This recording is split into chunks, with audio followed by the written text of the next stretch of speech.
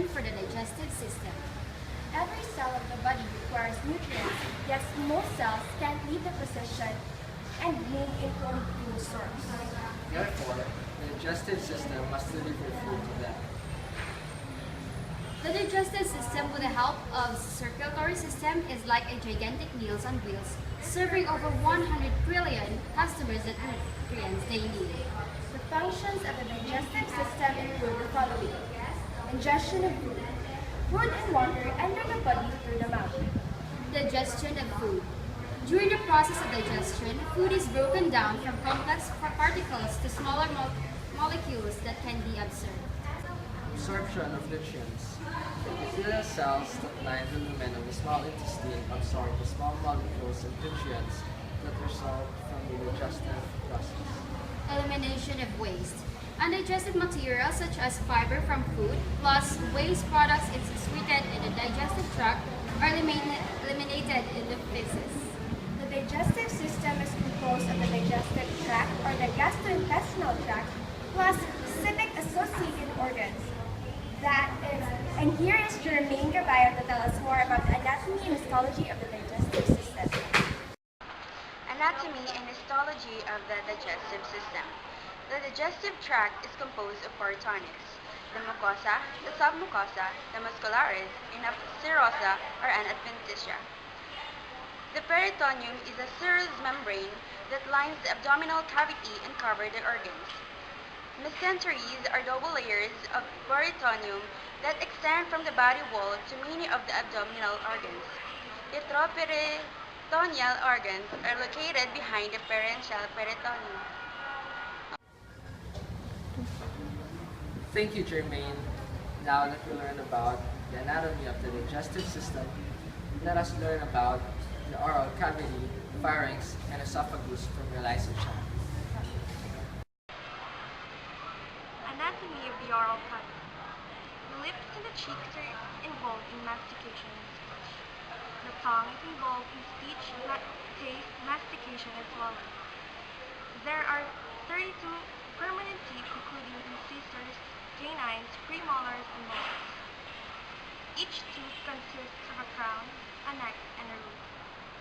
The root of the oral cavity is divided into hard and soft palate. Salivary glands produce serous and mucous secretions.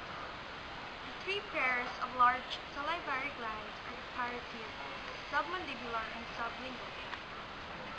Saliva helps protect the mouth from oral bacteria, starts starch digestion, and provides mastication.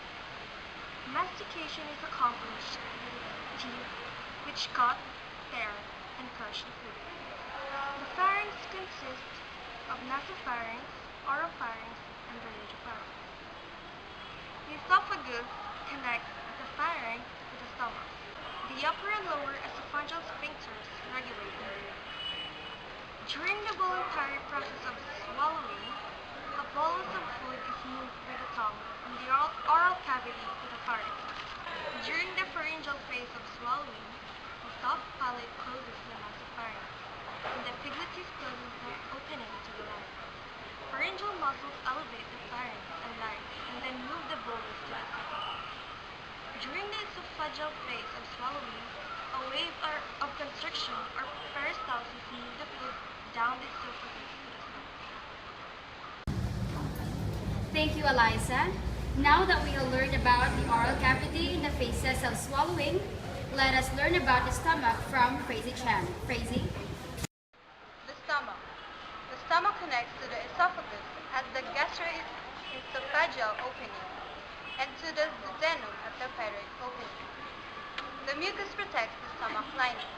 The hydrochloric acid kills microorganisms and also activates pepsin, which starts protein digestion. The parasympathetic stimulation, gastrin, and histamine increase stomach secretion. In cephalic phase, stomach secretions are inhibited by sight, smell, or thought of food. In gastric phase, partially digested proteins and distension of the stomach promote secretion. In intestinal phase, acidic chyme in the duodenum stimulates neuronal reflex.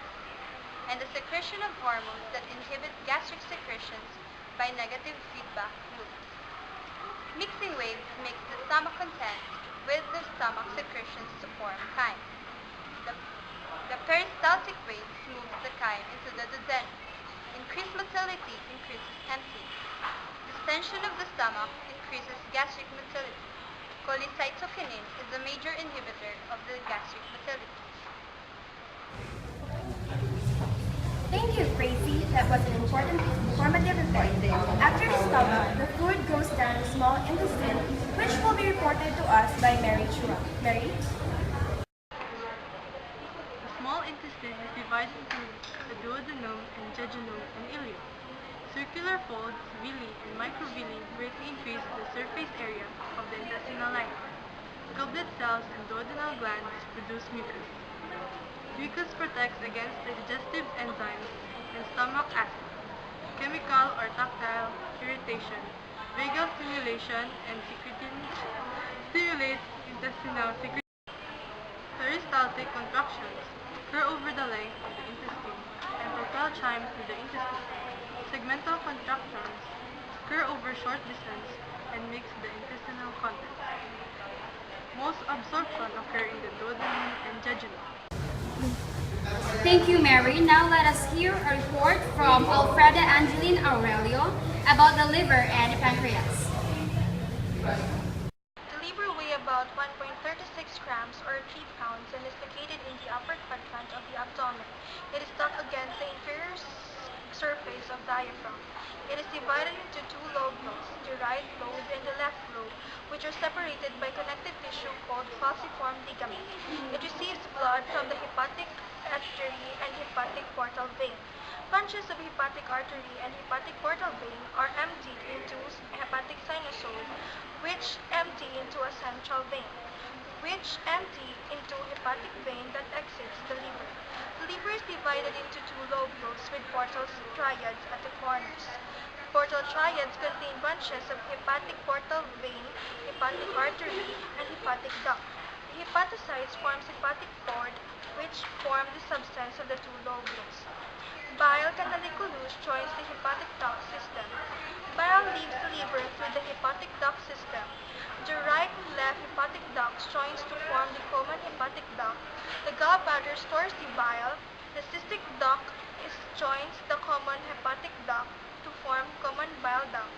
The common bile duct joins the pancreatic duct and empties into the duodenum. The liver produces bile which contains bile salts that emulsifies fat and excretory product, stores and processes nutrients, produces new molecules, and detoxifies molecules. The pancreas. The pancreas is located retroperitoneal posterior to the stomach and is inferior part of the left quadrant. It has the head near the midline of the body and the tail that extends to the left that touches the spleen. The pancreas is an endocrine and exocrine gland. It controls blood nutrient levels. It also produces bicarbonate ions and digestive enzymes. The pancreas produces HCO3 and digestive enzymes. Acetic chyme stimulates the release of watery bicarbonate solution that neutralizes acetic chyme. Fatty acid and amino acids in the duodenum stimulates the release of pancreatic enzymes. Now that we learned about the liver and pancreas, let us move on to learn about the large intestine to be reported by Edwin Ferris. The anatomy of the large intestine. The large intestine consists of the cecum, colon, rectum, and anal canals. First is the cecum, which is the proximal end of the large intestine, where it joins with the small intestine in the ileocecal junction. The cecum is located in the right lower quadrant of the abdomen near the iliac fossa. Second is the colon. The colon is about 1.5 to 1.8 meters long and consists of four parts: the ascending colon, the transverse colon, the descending colon, and the sigmoid colon. The ascending colon extends superiorly from the cecum and the right iliac flexure near the liver, where it turns to the left. The transverse colon extends from the right colic flexure to the left colic flexure near the spleen, where the colon turns inferiorly. And the descending column extends from the left colic flexure to the pelvis, where it becomes the sigmoid colon. The rectum. The rectum is a straight muscular tube that begins at the terminal of the sigmoid colon and ends at the anal canal. The last is the anal canal and the last of all the digestive tract. It begins at the inferior end of the rectum and ends at the anus. Hemorrhoids are the enlarged and inflamed rectal or hemorrhoidal veins that supply the anal canal. Hemorrhoids are caused pain, itching, and or bleeding around the anus. Treatment includes increasing bulk in the diet, taking leak baths, and using hydrocortisone suppositories. Surgery may be necessary if the condition is extreme and does not respond to the other treatments. The function of the large intestine. Normally, 18 to 24 hours are the required for material to pass through the large intestine, in contrast to the 3 to 5 hours required for the chyme to move through the small intestine. While in the colon, chyme is converted to feces. The conformation of feces involves the absorption of water and salt, the secretion of mucus, and extensive action of microorganisms. The colon stores the feces until they are eliminated by the process of defecation. Every 8 to 12 hours, large parts of the colon undergo several strong contractions called mass movements, which propel the colon contents at considerable distance toward the anus. Each mass movement contraction extends over 20 or more centimeters of the large intestine, which in the much longer part of the digestive system tract that can be covered by the peristaltic contraction. Feces descend the rectal wall and stimulate the defecation reflex, which involves local and parasympathetic reflexes. Defecation can be initiated by voluntary actions that stimulate the defecation reflex. These actions include a large inspiration of air followed by closure of larynx and forceful contraction of the abdominal muscle. As a consequence, the pressure in the abdominal cavity increases and forces feces into the rectum. Stretch of the rectum initiates a defecation reflex. The increased abdominal pressure also helps push feces through the rectum. Thank you, Adriel. Now that we have learned about how food moves through the digestive tract, let us learn about how they are digested, absorbed, and transported through the body from Anime Aliban. Digestion is the chemical breakdown of organic molecules into their component parts. Absorption begins in the stomach. Transport requires carrier molecules and includes facilitated diffusion, co-transport, and active transport. Each requires energy to move the transported molecules into the intestinal wall. Foods are primarily composed of carbohydrates, proteins, and lipids. Carbohydrates are broken down into monosaccharides, lipids into fatty acids, and proteins into amino acids. Carbohydrates. Polysaccharides are split into disaccharides by salivary and pancreatic amylases. Disaccharides are broken down to monosaccharides by disaccharadases in the surface of the intestinal epithelium. Glucose is carried by hepatic portal vein to the liver. Lipids. Bile salts emulsify lipids. Lipase breaks down lipids. The breakdown products aggregates with bile salts to form micelles. Micelles come in contact with the intestinal epithelium. Lipids are stores in adipose tissue and in the liver, both of which release the lipids into blood when energy is needed. Proteins. Proteins are split into small polypeptides by enzymes secreted by the stomach and pancreas. Tripeptides and dipeptides and amino acids are absorbed into intestinal epithelial cells. Amino acids are transported in the cells by the influence of insulin and growth hormone. It is used to build new protein to serve as a source of energy.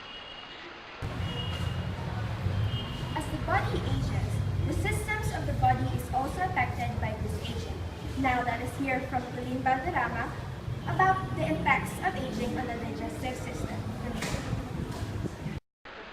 The effects of aging in the digestive system.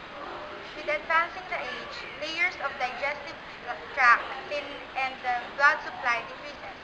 Mucus secretion and motility also decrease in the digestive tract. The defenses of the digestive tract decline, leaving it more sensitive in infection and the effects of toxic agents.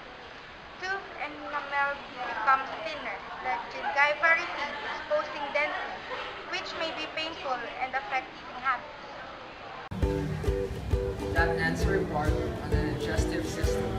Thank you for listening. This is Francis Balzan. Riza Labarico. Laviteris Cornell reporting.